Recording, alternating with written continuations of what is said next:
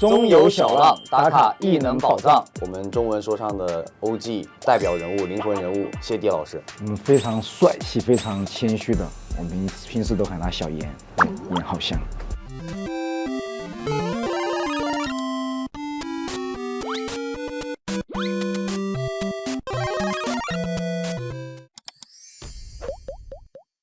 因为两位的 look 今天就感觉像是商量好了一样来的。谢老板知道我们浩翔有一个称呼吗？叫做地图战士。地图我知道，刷到过，这真的刷到过，刷到过，这个很帅啊。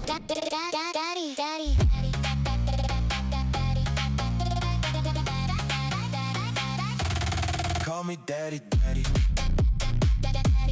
Call me daddy, daddy. Daddy. 感觉每一次都莫名其妙的都好像都很大，其实我们每一期都很大，但是我们基本上没有商量过，没有商量过，真的。我小时候有听过谢老板的歌了，火遍全国大江南北，何人不知何人不晓的，老子明天不上班。可能会觉得会不会OG 的话会难接触一点呢？其实接触下来，我发现谢老板完全没有我想象中的会难接触，但其实很好说话，而且我们意外的聊得来，会比想象中的要合作顺利很多，而且会融洽很多。对，因为我是去年看新说唱，我在节目上面看到小严，他是当时跟万妮达是一组嘛。首先我能感受到他是对这个文化特别喜欢，然后我能感觉到他很谦逊、很谦虚的一个人。这一次过来印证了我在屏幕上面看到的那个人就是他本人真实的表现，这个感受是非常怎么说形容，和预想的一模一样。对，有没有一些反差的地方？反差的地方让我觉得就是小严有一种超出他这个年龄的那种沉稳。谢老板有听过咱们浩翔的一些说唱的作品吗？对，就是来之前我专门就是把小严的歌单还是挨着听了的。对，他的声音很好，声音一出来好听，你就想听他的东西，想听他的音乐，这个东西其实也是一种天赋。对。期待吧，我很想去跟像谢老板这样的人物去多交流，去多学习，就是因为自己很喜欢这个文化，所以想把这个音乐做好吧。所以我觉得我自己能有机会向谢老板取经，是一个很不错的一个机会吧。对，对我也是很期待，因为去年在通过屏幕里面看到了小严的状态和他对这个文化的那种热爱的感觉，我还是觉得应该我们在一起相处下来应该会很融洽。我觉得我今年的状态和去年还可能不太一样，去年可能就是要求会稍微严格一点，因为去年是真的是在选人嘛。但今年你知道巅峰对决来的 rapper 他肯定都不是就是弱的，肯定已经就是在其他的节目上面证明过自己的，所以说这个心态有一个大的一个转变，就是我从去年的一个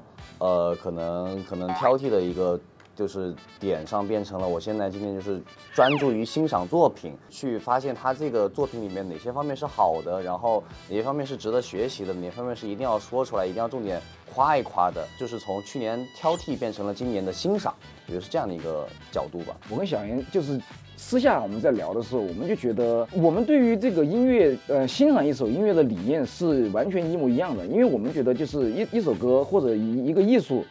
他不同的人，他确实会有不同的喜好，所以说我们这次在舞台上面就不想去再通过我们本身去做一个很有指向性的引导。比如说这首歌我们觉得好听，我感觉这首歌和我们的频道能接洽上，我们觉得这首歌是对的。但是如果有一首歌接洽不上的话，它不代表那个是个不好的音乐，这个是我们两个这一次想展现出来的东西。是的，对，我们更在乎今年能不能出更多好的舞台、好的作品。这样一个身份转变也会更稍微轻松了一点。然后说有没有放松一点，其实是两个方向的。一个去年呢，就可能是在乎自己战队的输赢啊，或者是怎么；今年就可能就是抱着一个 OK， 那欣赏舞台，但是有的时候可能选手和我们的好友他们会有一些音乐理念上面的一些探讨。那这个时候可能你知道吧，就有时候会我们为了保持这个赛制进行下去，可能会进行一些原厂啊的一些活动，觉得就是不同方面的压力吧。其实你比如说乐评人也好，或者评论家也好，他本身首先他是一门职业，也是一门学问，在他们这个逻辑里面，他们确实需要就是把一个东西掰拆揉细，一点一点的来去分析。他们这个位置本身存在，它有存在的它的价值在。再加上其实现在在综艺上，我觉得还是观众肯定还是喜欢看一些冲突性的东西。但是你抛开有些情绪的点，虽然说我们作为就是听众的心态，我觉得一首歌好听就行，就可以了。包括后面盛宇下来，我们吃火锅的时候也有聊。当你站在台上被点评的时候，你是一个 rapper， 你可能你没有跳脱出来，你可能你被说不对的情况下，你就心里面会不高兴、不开心，就会针锋相对。盛宇这个舞台在我看就更严重一点问题，我觉得有点无聊。就是到了第10年，一个说唱歌手在舞台上展示自己的成功和厉害。盛宇，你不是像 Top Berry 一样初出茅庐的孩子了。我能够接受一个19岁的人这么唱，我不太能接受一个像你这样资历的人还去讲这些故事，因为我觉得至少是你打动不了我。该来了还是来了。他说的这些话，可能自己回去也会想，也包括后面最近我看过很多做 reaction 的，就比如说梁元老师，他指出的一些对很多舞台指出的一些点，他不是在乱说，他说的是有道理的，所以说我觉得这个意义还是很大。那合适，要对，合适了，应该的。认领这个称号吗？对啊，应该。啊。如果这一次没有这个点评的席位的话，可能我们就真的就不能说，像我们这次这样，就是说真正说每个舞台我们都只发现它好的地方。正是因为我们就是大家都是由不同的部分组成的，他们会把一些话说出来，所以说我们才不去多说这些话，因为他们会说嘛。对，就大家做各自的部分的工作就行了。对，肯定是谢老板肯定是就是，在嘻哈音乐非常权威的一个存在了。所以就是很多的时候，我可能说我觉得我自己差不多，我的观点发表完之后，我就会让哥来帮我纠正一下，或者是再帮我做一些补充啊啥的，我就会这么说一句话，说哥你觉得呢？手心手背都是肉，我很难选，我真的很难选。但是两边的发挥都没有问题，都是很好的发挥。哥你咋觉得？谢老板被弟弟依赖的感觉怎么样？随便依赖，绝对就是顶住。因为这个文化本身是潮流文化嘛，所以在我们的身边其实一直都是年轻人，跟年轻人交流，他才会，你有更多的东西去就是创作也好，或者你有更不一样的视角去理解这个文化，其实也是一种成长。目前为止，每一个舞台都发挥的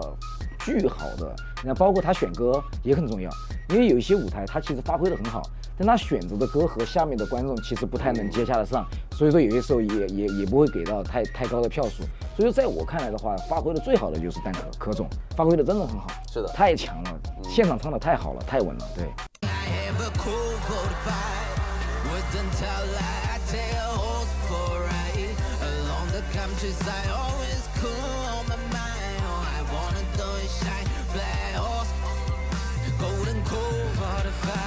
好稳啊！我觉得我还是挺引请我们新生代吧，我们 Rap Peter， 我们 Top Berry， 包括我觉得佳木、翁杰，对吧 ？VT、Shark， 他们都是很有冲击力的新生代。然后我觉得大家可以加油，去竞争一下最终的5个位置，对，还是有潜力的。这是个正常现象嘛，这个在每一个行业、每一个领域里面都会出现，只不过在 hiphop 这个领域的话，潮流音乐这个东西更新换代的可能就会更快一点。不同的音乐人在不同的年龄做自己这个年龄或者那个状态下合适的歌，其实就是最重要的，就是不用去太在意这些东西，其实是最健康的一种心态。做自己的歌，做属于自己的东西。对。我觉得对于 rapper 来说比较重要的，就还是保持那个初心是最重要的就行了。其实每一个人都会走弯路嘛，走弯路最后还发现回来你把自己最简单的事情做好，回到录音棚里面，把更多的心思花在音乐上，其他的东西有些东西就是命，有就有，没有就算了。但是你的心思在音乐上，其实你的内心是富足的。对，专注音乐，你这样是你活下来自己体感是最好的。我现在写歌最幸福的点就是每个人可以有很多不同的模式去写吧，我觉得，因为我自己是新生代，我可能对之前写歌的方法不太理解，但是我自己写歌的时候，我可以跟我的好多朋友们一起去写，我也可以自己把自己关起来去写，就是2个不同的模式，写出来的东西也会完全不一样，但这是一个你很享受的一个过程，因为你在表达自己，你在输出自己的观点。对，这是我觉得会开心、很舒服的一个写法。哥，你觉得呢？对，我觉得对，我们一样的，我们从那个时候走过来，其实也是一样的。我们也希望能够有更多的人喜欢我们自己的音乐，这对于一个音乐人来说当然是个好事情。请大家多多关注说唱巅峰对决2026，你们一定会在里面发现自己喜欢的音乐，一定会在里面发现自己喜欢的舞台。请大家多多关注巅峰对决2026。